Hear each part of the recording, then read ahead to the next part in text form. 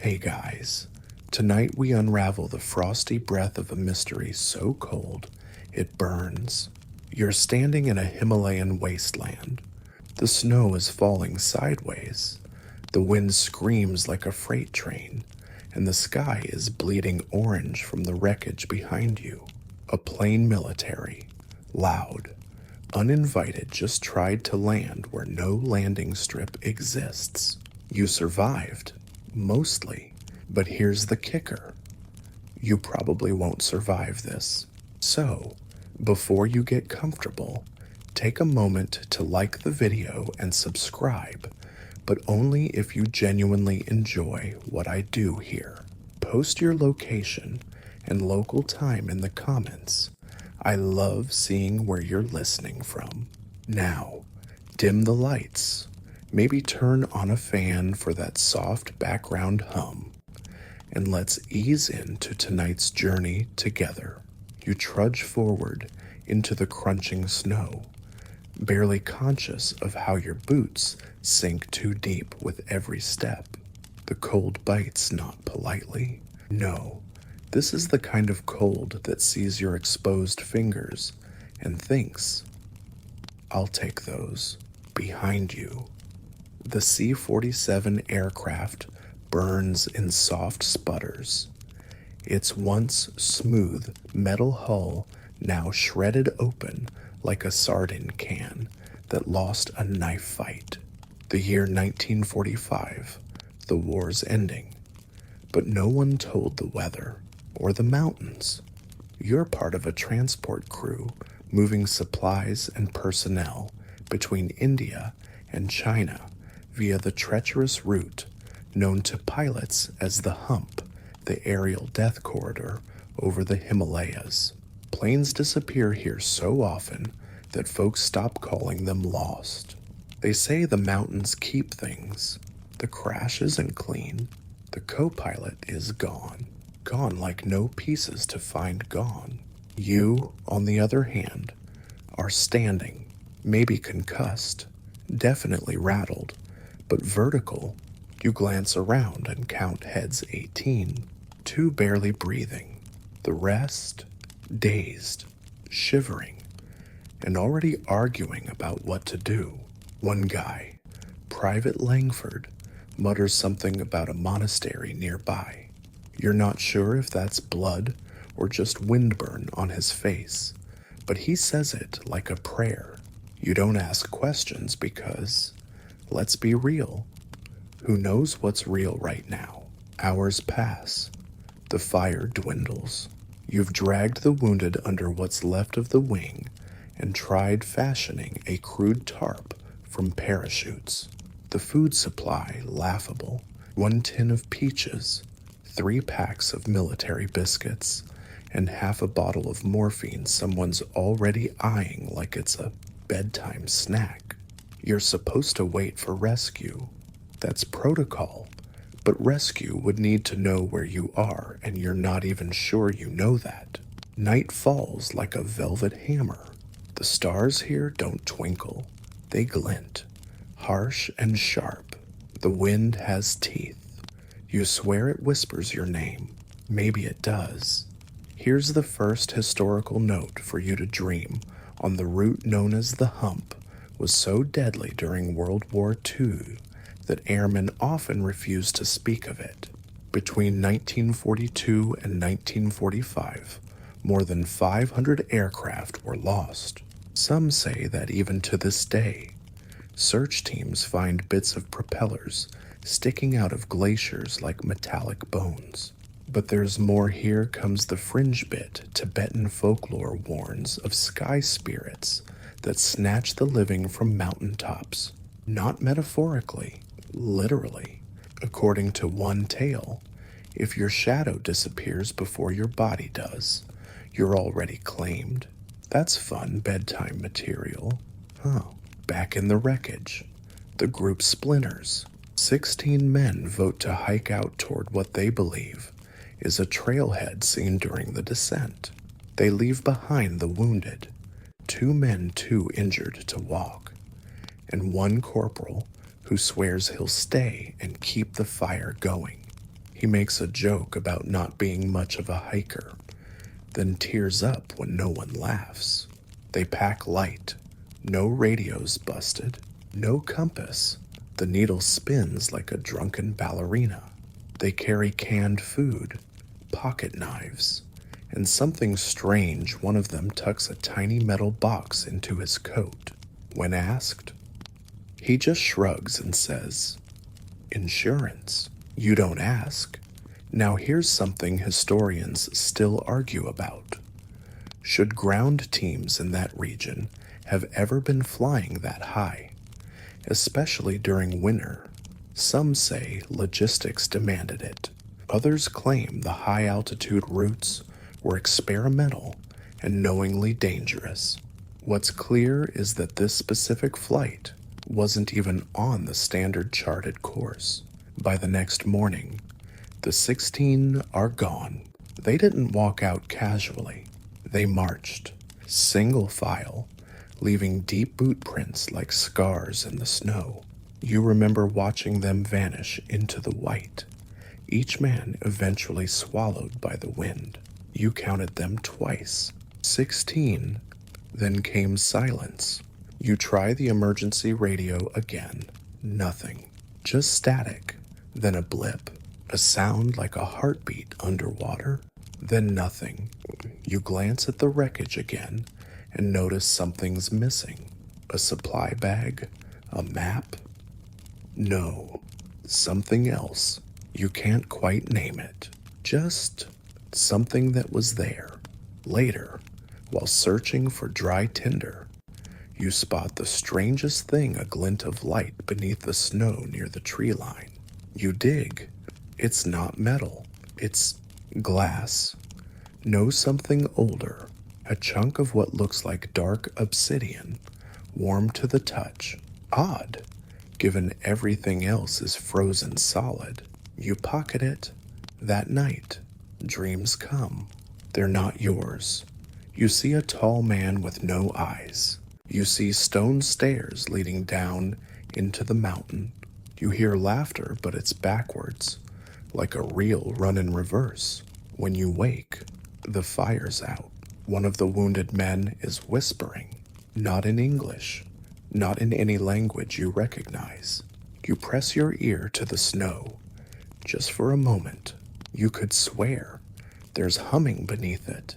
Mechanical, rhythmic, but hey, maybe that's just the wind. Still, you wonder, where are those 16 men now? And why did they leave behind the warmest gear? But here's the better question. What made them walk away, smiling? The next morning doesn't come gently. It arrives like a slap white light, bouncing off everything. No shadows, no warmth. The sky is a blank page that forgot to end. You wake with your mouth frozen shut and your eyelashes crusted with ice. One of the injured men is gone, just gone. No blood, no marks in the snow, not even a dent where he lay. Like the mountains rolled over in their sleep and erased him. You don't panic. Not yet. You're too cold to panic.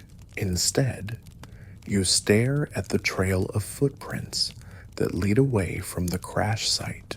16 perfect tracks, still crisp despite the wind. You count again, 16. Marching west into the white. Why west? Why together? Why not leave in pairs, or with a signal plan? You remember one of them, the tall guy with the deep voice, joking that they were going to get some answers. That stuck with you. Answers to what? By midday, a snow squall smothers the landscape. You spend hours huddled under a torn bit of canvas with the last wounded man, Sergeant Ellis. He's not talking much, except to ask whether you hear the chimes. You don't, but he does. He says they're close, like dinner bells. He whispers, like something's calling them in. You want to believe he's just delirious, except you do hear something, not bells exactly, more like a low harmonic tone, far off, like singing from underwater. You shake it off.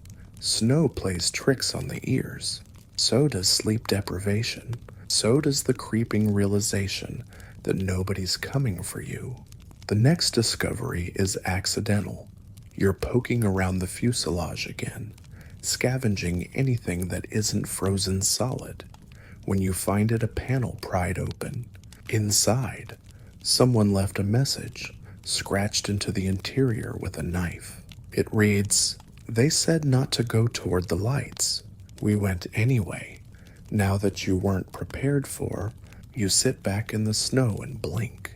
Lights? You haven't seen any lights. But then again, you haven't gone where they did." This is where things stop adding up. Remember that corporal who stayed behind, yeah? He's gone now, too. You find his boots and coat near the fire pit, just placed there, neatly, like he undressed for a nap. But his footprints, they don't lead anywhere. They just vanish. That's when you feel it, the sensation of being watched, not from the sky, from below, like something beneath the crust of ice is listening, waiting. It's a pressure, not quite physical, like the tension in a room before someone opens their mouth to say something awful. Now let's tug in a historical thread. During Tudakuit's, military planes flying over the Himalayas often experienced what modern researchers believe were spatial disorientation zones. Entire aircraft crews reported instruments failing and compasses spinning same as yours.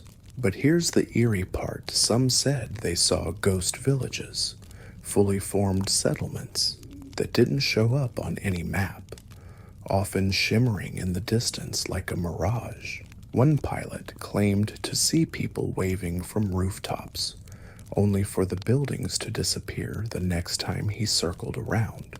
That might sound far-fetched, but it's not the strangest theory. Here's your fringe moment. There's a Tibetan legend older than the temples that tells of Yule Drum, or the Folded Place. It's said to be a space where geography curls in on itself. Mountains double back. Time forgets the rules. Travelers who wander into it might walk in circles for days without realizing they're inside a loop. Some are seen again, others aren't, and the ones who return, they never talk about it. They just sit quietly, staring at the horizon like they're still waiting for something. By now, you're cold beyond cold. Not just your body, your thoughts, too, numb. You don't sleep anymore. You just sort of pause between waking dreams. You think about the 16, you imagine them marching towards something, maybe shelter, maybe salvation, or maybe something else. You finally decide to follow them. You wrap yourself in all the remaining gear. Take a flare gun, a half-frozen canteen, and the obsidian shard that still hasn't lost its warmth. You start west, stepping exactly where they stepped.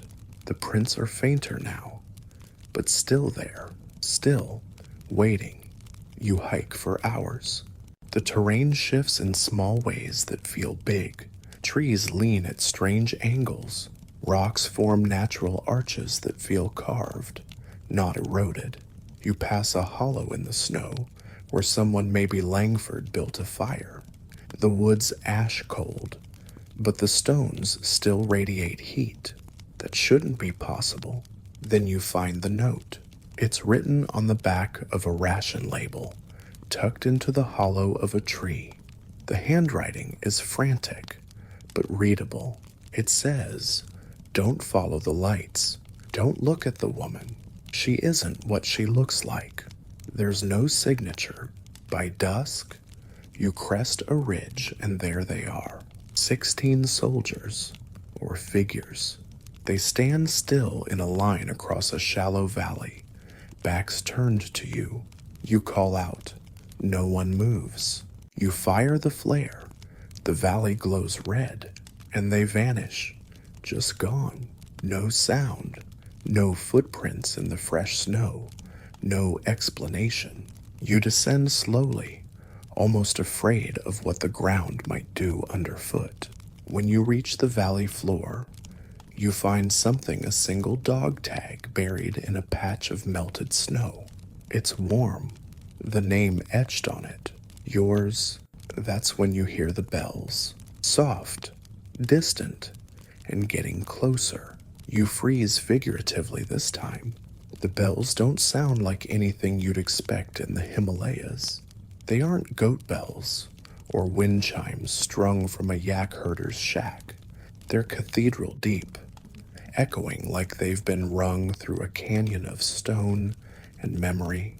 Slow, methodical, too perfect in rhythm to be weather-made. You spin around, half expecting to see someone or something at the edge of the ridge. Nothing. Not a single soul, only the sound. It's enough to turn your legs to syrup. You sink to your knees, not from exhaustion, but from that bone-deep, ice-in-your-veins realization that you've stepped out of normal time. The dog tag in your hand is real, warm, familiar. It bears your name, not scratched, but etched like it's been professionally made. It even has today's date, except it's not today anymore. Is it? You glance behind you, just to be sure. The trail you followed gone, your own boot prints already erased. Snow does that, sure, but not this fast, not this neatly. You're either dreaming or something's erased you in real time. You hear a faint rustle, and suddenly, you're not alone. There's someone at the far end of the valley. You can't see their face, just a silhouette. A man, maybe, standing perfectly still, watching. You wave. He doesn't move. You shout, but your voice feels like it disappears the moment it leaves your mouth. Like the air here doesn't allow echoes. You reach for your flare gun. It's gone. Instead, tucked into your belt is something else, something you swear wasn't there before. A small copper device with two tiny antennae and a cracked glass face. It pulses faintly, like a heartbeat. You tap it. It hisses, then clicks, and just once, it speaks. Observation confirms 16 subjects entered error containment breached. Then silence. Okay, now you're officially past the edge of reason. Back in 1945, several Allied flights over the Himalayas reported bizarre audio glitches. That's a real fact. Pilots described hearing foreign broadcasts, music that didn't match any known station, and even their own voices repeated back to them, sometimes in reverse or with a delay. The military chalked it up to atmospheric interference. But years later, one British intelligence officer claimed in a private letter that the Himalayas were teeming with echoes not tied to time. He called them loop fields. That letter never made it into public archives. The officer died in a fall. Convenient. Your copper device clicks again. This time, there's a flash of light on the ridge. Not lightning, not a flare, just a vertical column of violet light, silent and still. It vanishes in under a second. When your vision clears, the man from before is closer now. Still no face, just that same silhouette, still not moving. And then the real horror sets in. You recognize the stance. You've seen that posture before, not in training, not in combat, in photos, in a grainy black and white image from a missing persons report. He's one of the 16. You take a cautious step forward, then another, but after 5 steps, the air thickens, like you're walking through water or amber. You can feel the resistance. Hear your heartbeat in your skull. The wind is gone. The bells are gone. Everything is quiet now. Like you're inside a snow globe. Someone forgot to shake. Your ears pop. And now, the man is gone again. You drop to your knees where he stood. The snow is warm, not melted warm, and beneath it, you find something hard, a rifle barrel, bent at an unnatural angle. Next to it, another dog tag. This one belongs to Private Vance, one of the 16. He'd been the joker of the crew.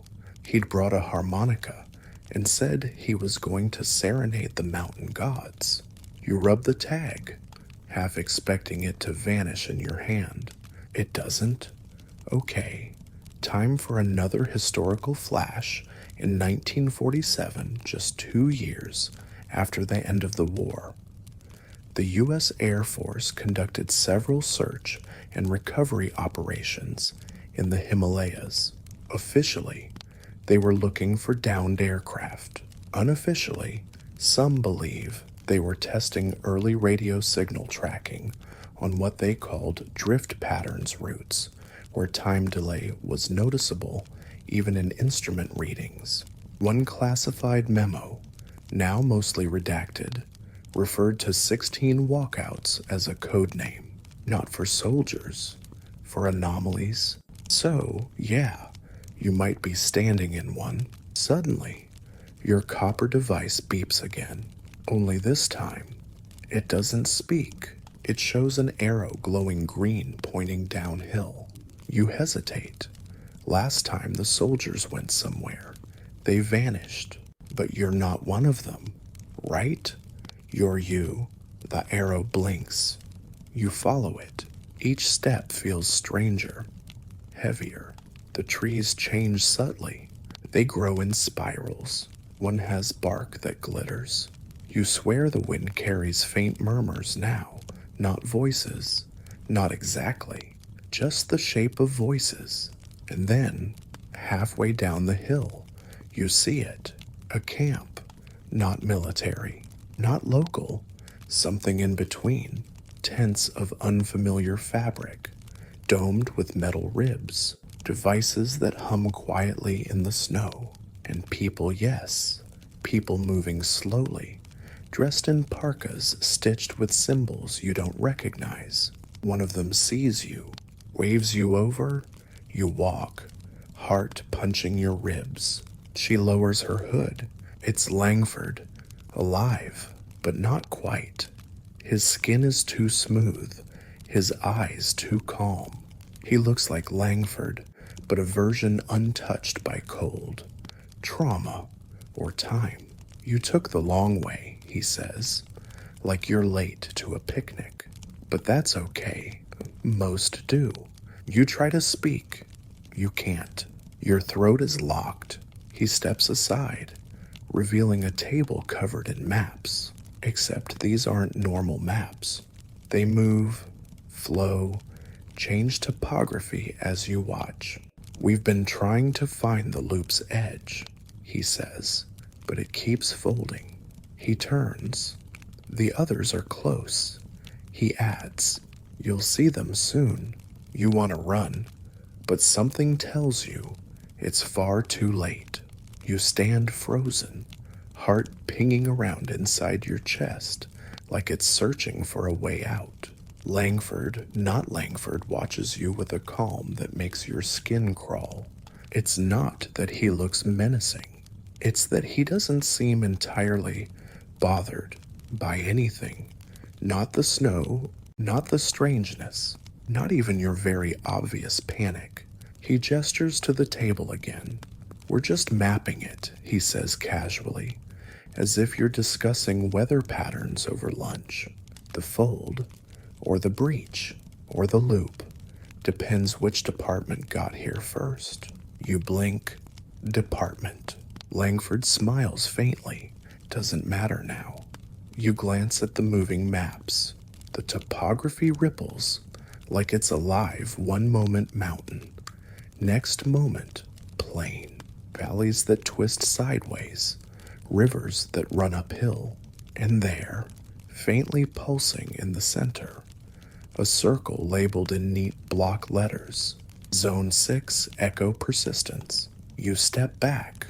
What is this you finally managed to croak? Langford tilts his head. You're in a holding layer. He says it like it's no big deal. Like holding layer is just one of those things you end up in when your plane crashes on a Tuesday. You look around the camp again. There are others here, dozens maybe. Some in uniform, some in strange padded suits. A few sit cross-legged in the snow, eyes closed like monks. One is sketching the valley on a slate that doesn't seem to need chalk. Another holds a tuning fork against the air, listening as if the wind might whisper answers. Here's a fact to anchor yourself. During the Cold War, both the US and USSR quietly investigated high-altitude dead zones where magnetic readings failed entirely. Official reports say nothing came of it. Unofficially, a few researchers vanished. One was said to have called his wife. From 3 years in the future, his voice distorted, saying only, "Don't come looking." Langford offers you a cup of something hot. It smells like cinnamon and stone. Against your better judgment, you sip. It burns. Not in your throat, in your mind. Memories spark, not yours. Marching in a group, lights in the snow, a woman, pale hands, the sound of bells that aren't really bells. I think you've already crossed the boundary, Langford says softly. That's why it's getting harder to remember which way you came. You start to protest, but he raises a hand. Look, he says, and just like that, the valley shifts, not drastically, just subtly. Trees move a little to the left. Rocks change shape. The snow develops a faint pink glow, and in the center, a door appears. Freestanding, steel, no hinges, no handle. Just a rectangle of metal, humming with quiet power. You blink again, and suddenly, it's not there. Langford exhales. That's the entrance to what he shrugs. The inside. You're about to press him further when another figure approaches the camp, staggering, wild-eyed. One of the 16, Sergeant Bauer. You recognize the crooked walk, but his face is wrong blank, like someone halfway through being sculpted. He falls to his knees, clutching a piece of fabric. Langford doesn't move to help, neither does anyone else. You do, as you reach Bauer. He grabs your arm tight. Don't let them finish it, he rasps. The loop's not natural. It eats time. Choose it. Leaves only the wrong parts behind. He tries to press the fabric into your hand. It's torn from a uniform. There's a symbol drawn in black ink, 3 intersecting circles with a dot in the middle. You recognize it. It's carved into the obsidian shard you still carry. Just then, Bauer lets out a sound not quite a scream, more like a reverse gasp, and collapses. His body vanishes into snow, leaving only the cloth behind. Langford sighs. That's the 4th this week. You whirl on him. What are you? He looks sad. I was a person once. Maybe I still am. It depends how close you get to the core. That's when the alarms start. Not loud, not even panicked. Just a series of slow, reverberating chimes. The air goes still. Everyone in the camp stops moving, eyes fixed on the ridge. Then she appears. She's walking, barefoot, over the snow like it's warm marble, dressed in something that shimmers like silk and static. Her face is calm, almost beautiful, until you look closer and realize it isn't really a face. just the suggestion of one, like your brain is filling in the blanks. Everyone begins to kneel, everyone except you. You try to speak, but your throat closes, not out of fear, but reverence. You feel yourself knowing things you shouldn't, memories of people you've never met, wars that haven't happened, stars that haven't been born. Her presence folds you in half, mentally. Emotionally, it's awe, discomfort, wonder, loneliness, all at once. She reaches Langford and touches his chest. He vanishes. Not a puff, not a shimmer, just gone. Then she turns to you. The world slows. Time thickens again. She raises a hand and points to your pocket. The copper device. It's glowing red now. The arrow spins wildly, then stops, points behind you.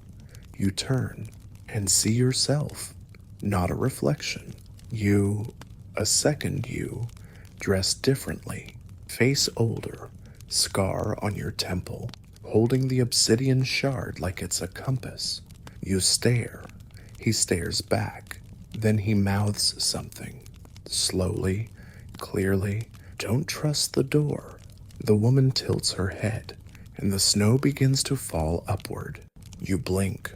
Once, twice, and the world reorganizes itself around you, like a lazy kaleidoscope shifting colors.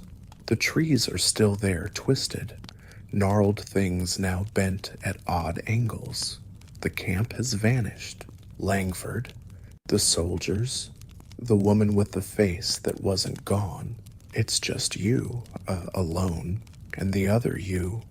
He still stands on the ridge, framed by snow that falls upward like it's trying to return to a sky that forgot it. His eyes are locked on yours. There's something behind them, urgency. Maybe a warning smuggled through time. He lifts the obsidian shard slowly and touches it to his chest, and he vanishes, leaving only the echo of your own pulse in your ears. You stagger forward, heart pounding, and discover the only thing left behind his footprint. But it's deeper than yours, like he was heavier or older. You try not to think too hard about that. Instead, you focus on the ground beneath the print. There's a symbol again scratched into the frost beneath. That same triple circle insignia, the dot pulsing now as if it's alive. You crouch, press your hand to it. For one glorious, terrifying moment, you feel everything. Every soldier, every step, every breath that's ever been taken in this place. You feel time not as a line, but as a room furnished, is echoing, and uncomfortably full. And you feel the 16. They're still here, somewhere, somehow. Here's your historical fact anchor for sanity during the 1960s. The CIA explored chronospatial anomalies under Project Stargate's lesser-known offshoot, Framework Epsilon. Files speak of individuals trained to project consciousness across fractured chronologies. One note disputed, but fascinating, mentions Case Coyote, a soldier allegedly seen at 3 crash sites simultaneously, wearing no uniform, speaking in future tense. You've never believed in remote viewing. Until now, the copper device in your hand hums, then buzzes, then goes silent. The screen now reads, "Sequence initiated. Observe the loop." You glance up, and before you can react, you're somewhere else. Same valley, same snow, but different. It's 1945 again. You're looking down at the crash site, the actual one.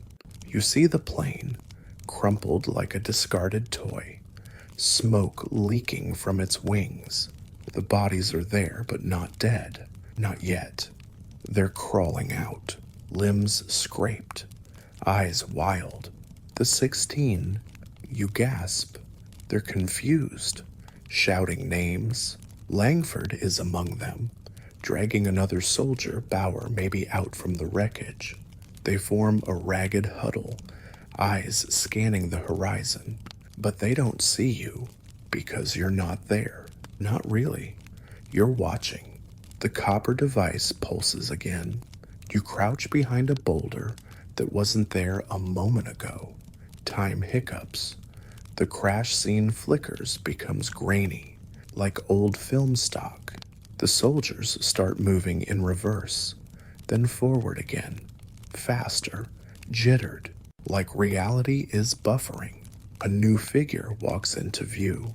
From the woods, calm, smooth. It's the woman.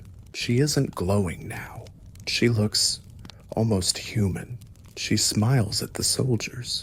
They stop moving, literally, frozen mid-breath.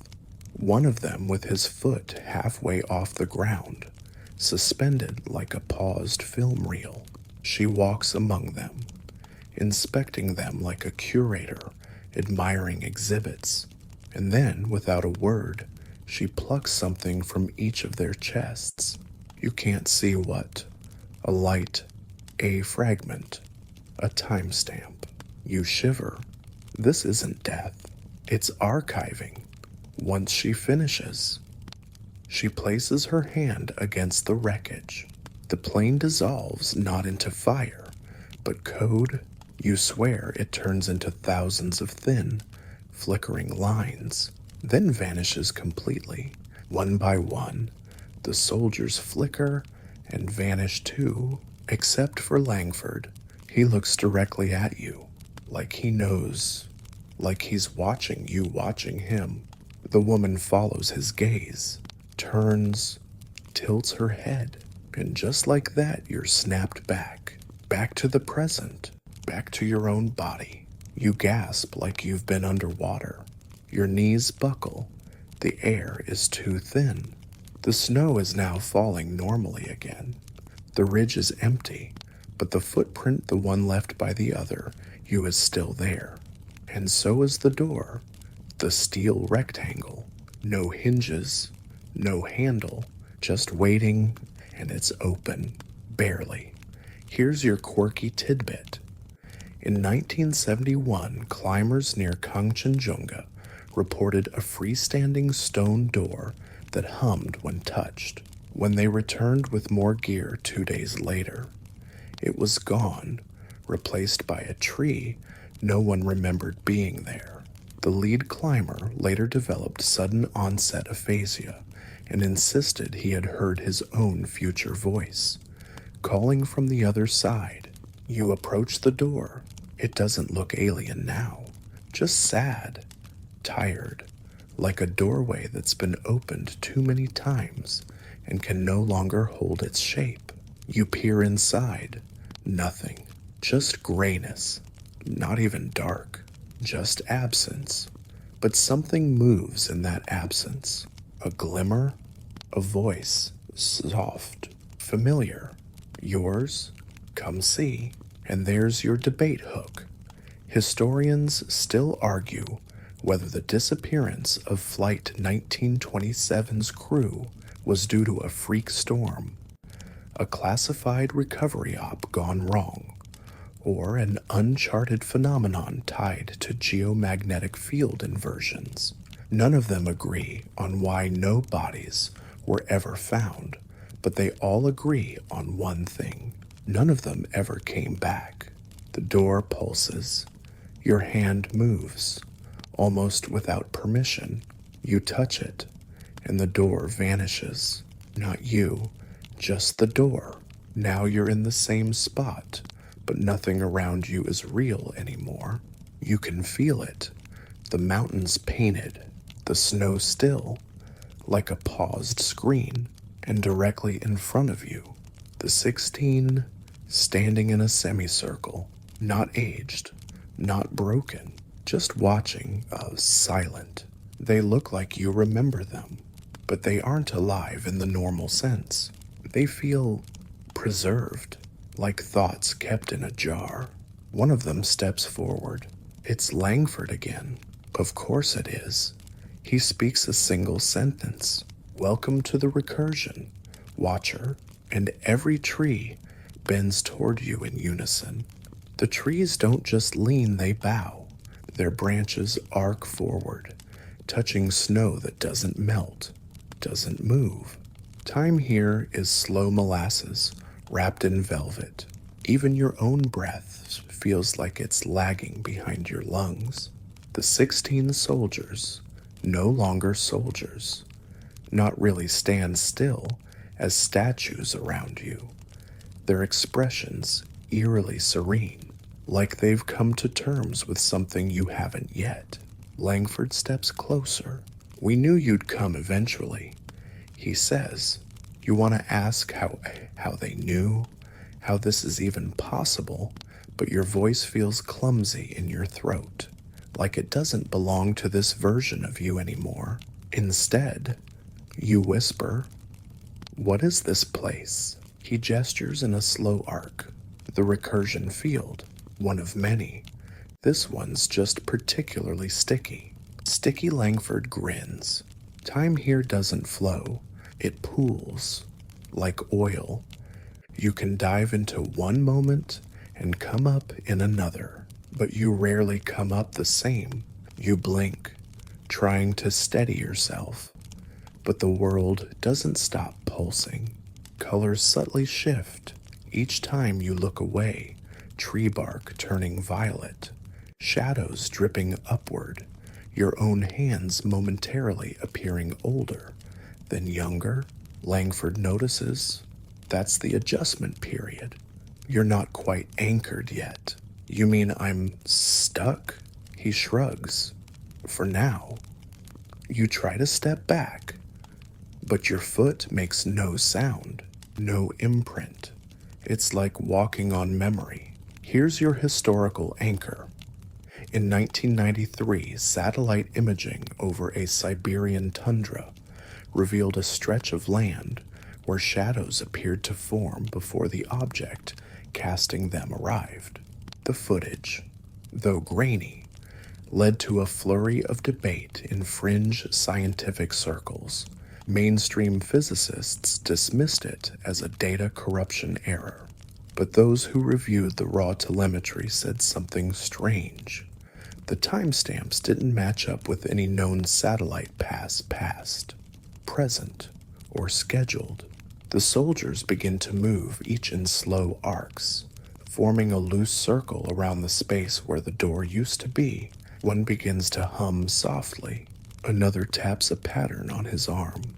Together, their actions form a kind of choreography, part ritual, part map.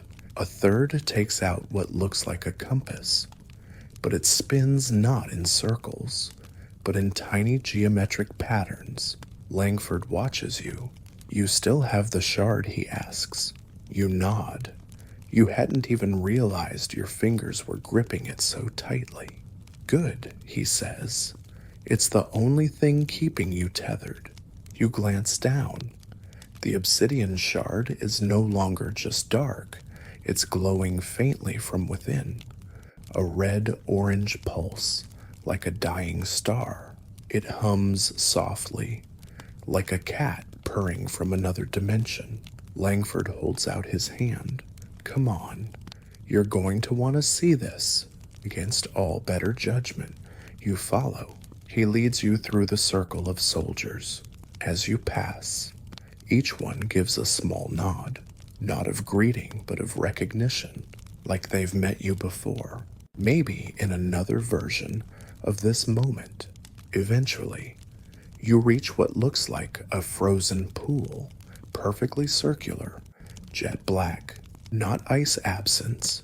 You can feel it pull on your eyes, on your mind, like it wants you to fall in, to remember something you haven't lived yet. This, Langford says, is the anchor, you whisper. Anchor to what? He turns to you slowly, to the root, the original moment, the 0 point. We call it the collapse. You step back instinctively, but it's too late. The pool shudders, and your vision snaps. Suddenly you're falling again, but this time through moments instead of air. You see the 16 boarding the plane, Langford arguing with the pilot, a soldier slipping something into a crate, your copper device, then static, then you in uniform, not now, you another you, a version that boarded the plane. That spoke to Langford like an old friend. That handed him the obsidian shard. Then the plane lifts off, and something goes wrong. You see the flash in the sky, but not an explosion, more like a puncture, like reality gave way just a little too much. The plane doesn't crash, it slides sideways out of the sky, sucked into something like a lens of shimmering gray. You snap back to the present, or something like it, heart racing. Langford steadies you. You see it now, don't you? You nod slowly. The crash didn't kill us. You whisper. Langford smiles, melancholy etched in his brow. No, it moved us, copied us, maybe, or simulated us. The truth's slippery. And here's your fringe fact. Some quantum physicists propose that information can't be destroyed even in death, which in certain interpretations means that you still exist somewhere as data, memory, echo, in the right conditions. Perhaps that echo might even become interactive. You're not in the crash site. You're in its shadow. One of the soldiers begins to speak in a language that you've never heard but somehow understand. Another begins drawing symbols in the snow that glow faintly, like embers on parchment. The copper device buzzes again. You glance down. Now it reads, Sequence 2, Convergence Point. Langford whispers, It's starting. The second pass. You don't ask what that means. You feel it. A rumbling through the ground that isn't sound, but memory. The sky above begins to ripple faint waves, forming a circular pattern, as though something is about to arrive or return. You look up, and you see them, multiple versions of the crash, all happening at once. 16 soldiers stumbling out of 6 different planes, one by one, parallel timelines colliding like bumper cars made of memory. Some of the soldiers scream, some collapse. One shoots himself before reaching the edge of the field and simply vanishes, leaving behind no blood, no body, just a smear of warmth in the snow.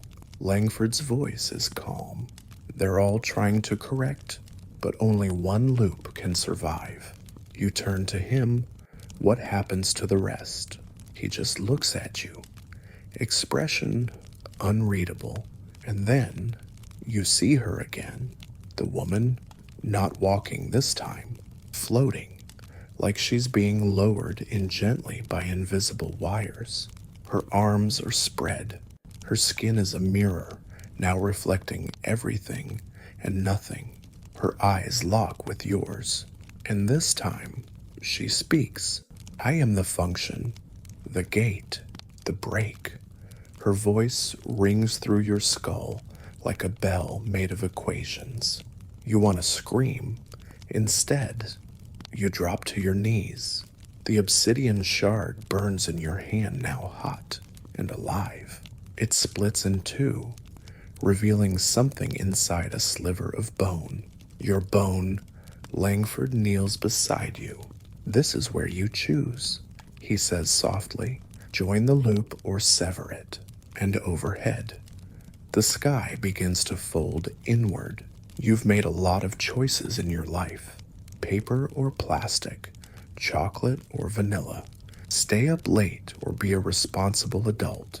But nothing, absolutely nothing, has prepared you for this kind of choice. Because right now, The sky is folding inward like a napkin after dinner. The 16 versions of Langford and his crew are flickering in and out of reality, and a floating mirror woman with eyes like hard drives is staring directly into your soul, asking without speaking, "What do you want to become?" You clutch the broken obsidian shard tighter. The sliver of bone inside is warm, like it remembers being part of someone. Once. Maybe you, maybe not. It's hard to tell anymore. Langford's voice reaches you again. Quiet. Reverent. If you choose the loop, you stay here, become one of us, echoing through the sequence, observing, never aging, never leaving. And if I break it, you whisper. He hesitates. Then you wake up. The words should be comforting. They aren't, because here's the catch. The loop isn't just trapping you, it's preserving you, keeping your timeline from collapsing like those other flickering, screaming versions of the 16 who never made it past the crash. Breaking it might mean destroying everything the crash, the recursion field, the strange woman, even this strange not quite place stitched together from time's leftovers. It might also mean you'll forget all of this. You exhale shakily. Snowflakes land on your arms but don't melt. They just wait, like they're undecided about physics. Here's your historical anchor. In 1978, deep-sea explorer Dr. Maya Costello found what she believed to be a naturally occurring time lock at the bottom of the Arctic Ocean. Instruments failed within a 100-meter radius. A probe dropped into the anomaly returned footage, showing not ocean, but desert, Sahara, with camels. The footage cut out after 13 seconds. But the last frame, a plane wing, marked with the U.S. Army Air Force's insignia dated 1945. Langford extends his hand again. He's not pressuring you. He's inviting you. You look at the 16. Some smile. One salutes. One, the youngest, just cries silently, as if even in this preserved dream, he's still processing the fall. You meet her gaze again. The woman, the gate. She speaks not in sound, but in memory. You remember her words before she says them. Choice binds collapse. Action breaks recursion. You whisper back. I don't understand. She tilts her head. You don't need to. And then she reaches forward so slowly and touches your forehead with her palm. You don't burn. You remember? You remember being on the plane. You remember not crashing. You remember Langford giving you the shard because you were the only one who could carry it through. You remember stepping out of the wreckage and watching the others dissolve because you'd stepped wrong. You remember being her. For a moment, the woman with the mirror skin was you, or rather, a version of you that made a different choice. You stagger back. Breath caught. Langford catches you. His voice is almost kind. She tried to fix it once. She became the function. But the loop always finds a new anchor. You look down at the shard. It pulses one last time. The copper device in your pocket chirps, then goes silent. On the screen, final choice, sever or sustain. You close your eyes. Here's your quirky tidbit. While you still have a brain that understands language, in 2004, a hacker known only as Orchid posted a brief .ext file on an obscure time travel forum. It was just 5 lines long and read. We were the watchers. The loop needs 16. One must forget. One must remember. You'll know when the sky folds. The file was deleted within minutes. The domain was seized a week later by an unknown party. You open your eyes, and you choose. You raise the shard. Hi. It hums once, then shatters in your hand like a dropped wine glass. Everything goes white. No pain, no fear, just silence. And then beep. You wake to the sound of a hospital monitor. It's raining outside the window. A doctor leans over a clipboard. "You gave us quite a scare," he says with a warm, practiced smile. You blink, try to speak. "Don't worry," he says, gently. "You're safe now. They found the plane." Your heart stops. What? Plane, the one in the mountains. The missing Air Force transport from 1945. Somehow, it turned up in a valley last week, completely intact. No crew, no crash damage. Like it just landed. You're trembling. Anything else, you croak. He nods. "We found a device next to the fuselage. Looked like old copper tech. And this," he hands you something. A piece of obsidian, cold now, empty. You gasp and instinctively clutch your head. The memories, the loop, the soldiers. Langford, they're slipping. You chase them, desperately, but there's smoke and wind, already fading. Here's your debate hook. Before your logical brain takes back over, historians still argue whether Flight 1927 ever existed at all. Official logs list a cargo transport going missing that winter, but conflicting serial numbers, redacted manifests, and an inexplicable photograph recovered in the Himalayas showing a man dressed in 2020's hiking gear standing beside the wreck suggest layers of obfuscation no one has yet unraveled. The doctor smiles. "Get some rest. You're lucky to be alive. But you know the truth. You're not lucky. You were chosen. And somewhere, someone, 16 shadows are still watching, waiting. Because even if the loop ends, the recursion always leaves a trace. You're released from the hospital 3 days later. Everything feels quieter, not in a peaceful way, in the missing something way, like your mind keeps searching for a frequency that's no longer broadcasting. The sky looks normal.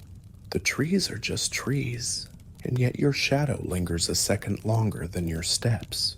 Streetlights seem to flicker in a rhythm you can't quite decode.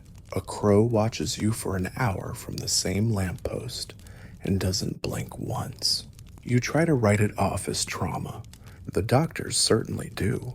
Residual hallucinations are normal. They say the mind's way of rationalizing shock.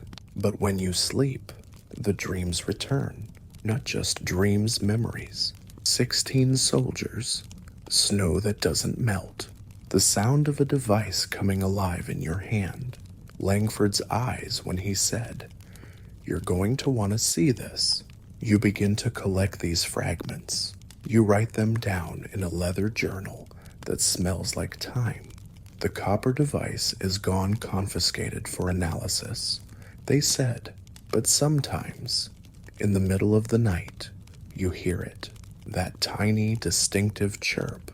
And when you check the drawer where the obsidian shard now rests, it's moved, just slightly, turned a few degrees. Pointing, you start to research. You tell yourself it's just curiosity, but it isn't. It's compulsion. The reports of Flight 1927 don't make sense. Weather logs show clear skies, no crash debris, no recorded emergency transmission. The official statement says spatial disorientation, a pilot error that led them 200 miles off course. But the manifest was sealed, the cargo list missing, and someone had blacked out the passenger records in ink thick enough to warp the paper. You learn something new. The number 16 appears everywhere. 16 men, 16 steps from the plane to the edge of the anomaly. 16 tones from the copper device, and now 16 unexplained disappearances from the investigation team that handled the crash site. One of them left a note before vanishing. It read, simply, "We shouldn't have touched the anchor. You try to live normally. You go for walks. You call friends. You drink chamomile tea and delete your search history. But still, there's that flicker, the moment you close your eyes. It returns the image of the mirror-skinned woman, reaching out, not threatening, inviting. You tell yourself you broke the loop, that you're free. But freedom's a funny thing when you've seen the seams behind reality. So here's your mainstream historical fact. To ground you one last time, in 1947, the U.S. military launched Operation High Jump, a large-scale Antarctic expedition. Officially, it was for research. Unofficially, rumors abound of strange electromagnetic anomalies, lost time, and a flight crew that returned before they left, based on internal chronometers. The files remain classified, and while most people moved on, one named Admiral Byrd insisted in his private journals that the skies opened like a gate of mirrored glass.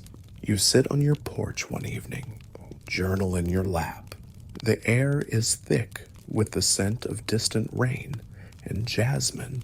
Somewhere, a dog barks once, a car passes, but your mind is elsewhere. You think about Langford, about the version of you that didn't make it back, about the field of snow where time flows sideways.